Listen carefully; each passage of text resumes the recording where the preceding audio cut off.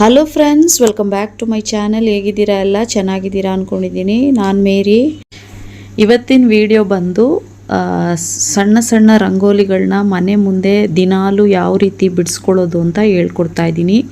ರಂಗೋಲಿ ಬರದೇ ಇರೋರು ಈ ವಿಡಿಯೋನ ನೋಡಿ ಕಲ್ತ್ಕೊಳ್ಳಿ. ತುಂಬ ಈಸಿಯಾಗಿ ಹೇಳ್ಕೊಡ್ತಾ ಇದ್ದೀನಿ. 3 ಚುಕ್ಕಿ ಇಟ್ಟು ಎಷ್ಟು ರೀತಿಯ ರಂಗೋಲಿನ ನಾವು ಬಿಡಿಸ್ಕೋಬೋದು ಅನ್ನೋದನ್ನ ಈ ವಿಡಿಯೋದಲ್ಲಿ ತೋರಿಸ್ತಾ ಇದ್ದೀನಿ. ಹೊಸ್ದಾಗಿ ಕಲಿಯೋರಿಗೆ ಇದು ಈಸಿ ಆಗಿರುತ್ತೆ. ಸ್ಟಾರ್ಟಿಂಗಲ್ಲೇ ಬಂದು ದೊಡ್ಡ ರಂಗೋಲಿಗೆ ಹೋಗಿ ಕೈ ಹಾಕಬಾರ್ದು. ಚಿಕ್ಕ ಚಿಕ್ಕ ರಂಗೋಲಿನ ಫಸ್ಟು ಪ್ರಾಕ್ಟೀಸ್ ಮಾಡ್ಕೋಬೇಕು. ಆಮೇಲೆ ದೊಡ್ಡ ರಂಗೋಲಿ ಬಿಡಿಸೋದು ಆಟೋಮೆಟಿಕ್ಕಾಗಿ ನಮಗೆ ಬಂದ್ಬಿಡುತ್ತೆ. ಈ ರೀತಿ 3 ಡಾಟ್ಸ್ ಇಟ್ಟು ಕಲಿಯೋದು ತುಂಬ ಈಸಿಯಾಗಿರುತ್ತೆ. ಫಸ್ಟು ಇದನ್ನು ಪ್ರಾಕ್ಟೀಸ್ ಮಾಡಿಕೊಂಡು ಆಮೇಲೆ ಮನೆ ಬಾಗಿಲು ಮುಂದೆ ಬಿಡೋಕ್ಕೆ ಟ್ರೈ ಮಾಡಿ. ತುಂಬ ಈಸಿಯಾಗಿದೆ. 3 ಚುಕ್ಕಿಲಿ ಎಷ್ಟು ರೀತಿಯ ಡಿಫ್ರೆನ್ಸು ನಾವು ನೋಡ್ಬೋದು ಅಂತ ಇದರಲ್ಲಿ ತಿಳಿಸ್ಕೊಟ್ಟಿದ್ದೀನಿ. ಈ ವಿಡಿಯೋ ನೋಡಿ ಕಲ್ತ್ಕೊಳ್ಳಿ.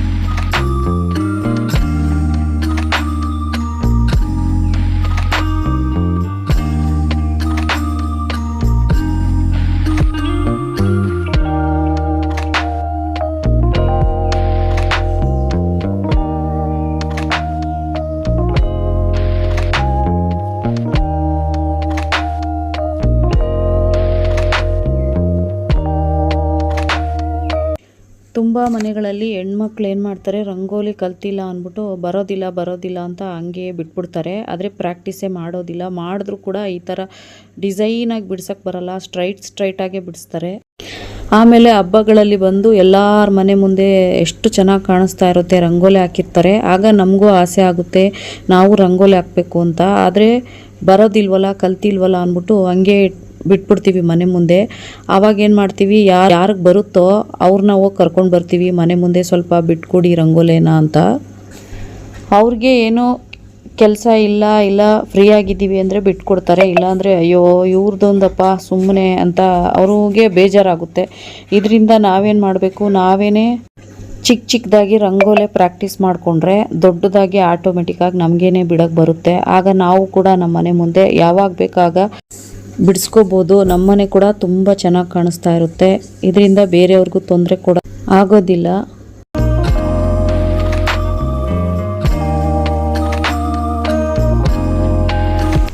ಇವತ್ತು 11 ರೀತಿ ರಂಗೋಲಿನ ಹೇಳ್ಕೊಟ್ಟಿರೋದು ನಾನು.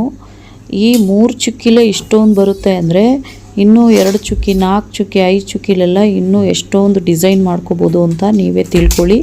ಆದರೆ ಸ್ಟಾರ್ಟಿಂಗಲ್ಲಿ ಈ ರೀತಿನೇ ಚಿಕ್ಕದಾಗಿ ಬಿಡಿಸ್ಕೊಂಡು ಕಲ್ತ್ಕೋಬೇಕು. ಆಮೇಲೆ ದೊಡ್ಡದಾಗಿ ಆಟೋಮೆಟಿಕ್ಕಾಗಿ ನಮಗೇನೆ ಬಂದ್ಬಿಡುತ್ತೆ. ಅದು ನಾವೇ ಬಿಡಿಸೋಕ್ಕೆ ಟ್ರೈ ಮಾಡೋಕ್ಕೆ ಶುರು ಮಾಡಿಬಿಡ್ತೀವಿ. ಮನೆ ಬಾಗಿಲನ್ನ ಕ್ಲೀನಾಗಿ ಒರೆಸಿ ದಿನಾಲೂ ಈ ರೀತಿ ಬಿಡ್ತಾಯಿದ್ರೆ ಮನೆ ಮುಂದೆ ರಂಗೋಲಿನ, ಮನೆಗೂ ಒಳ್ಳೆಯದು. ಹಾಗೆಯೇ ಮನೆ ಅಲಂಕಾರವಾಗಿ ತುಂಬ ಚೆನ್ನಾಗಿ ಕಾಣಿಸುತ್ತೆ. ಮನೆ ಎಂಟ್ರೆನ್ಸು ಯಾವಾಗಲೂ ಸುಂದರವಾಗಿ ಕಾಣಿಸ್ಬೇಕು ಅಂದರೆ ರಂಗೋಲಿ ಬಿಡಲೇಬೇಕು. ಹಬ್ಬಗಳಲ್ಲಿ ಬಂದು ಇದಕ್ಕೇ ಕಲರ್ ಹಾಕ್ಕೊಂಡ್ರೆ ತುಂಬ ಚೆನ್ನಾಗಿ ಕಾಣಿಸುತ್ತೆ.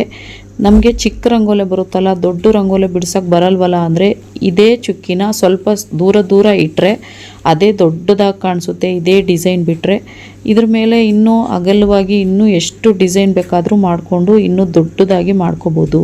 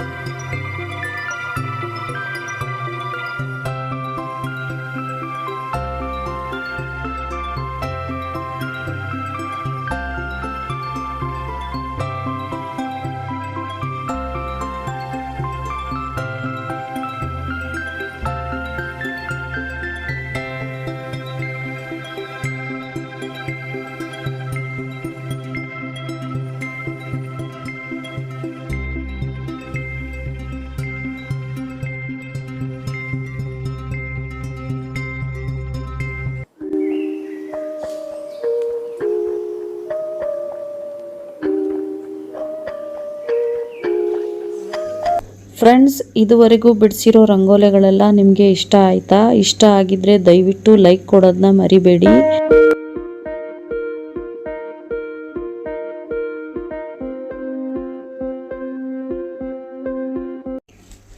ಈ ರಂಗೋಲಿಗಳನ್ನೆಲ್ಲ ಕಲಿತು ನಿಮ್ಮನೆ ಬಾಗಿಲಿಗೆ ಕೂಡ ಹಾಕಿ ನಿಮ್ಮನೆ ಅಲಂಕಾರವಾಗಿ ಕಾಣೋದಕ್ಕೆ ನೀವು ಒಂದು ಕಾರಣ ಆಗ್ತೀರಾ.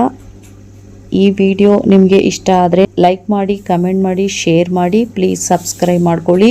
ಇದುವರೆಗೂ ಯಾರು ನನ್ನ ಚಾನಲ್ನ ಸಬ್ಸ್ಕ್ರೈಬ್ ಮಾಡದೆ ನೋಡ್ತಾ ಇದ್ದೀರಾ, ದಯವಿಟ್ಟು ಸಬ್ಸ್ಕ್ರೈಬ್ ಮಾಡ್ಕೊಳ್ಳಿ. ನನಗೆ ಒಂದು ಮೋಟಿವೇಶನ್ ಆಗಿರುತ್ತೆ. ನೆಕ್ಸ್ಟ್ ವಿಡಿಯೋದಲ್ಲಿ ಸಿಗ್ತೀನಿ. Thank you for watching. Bye. Take care friends. Bye.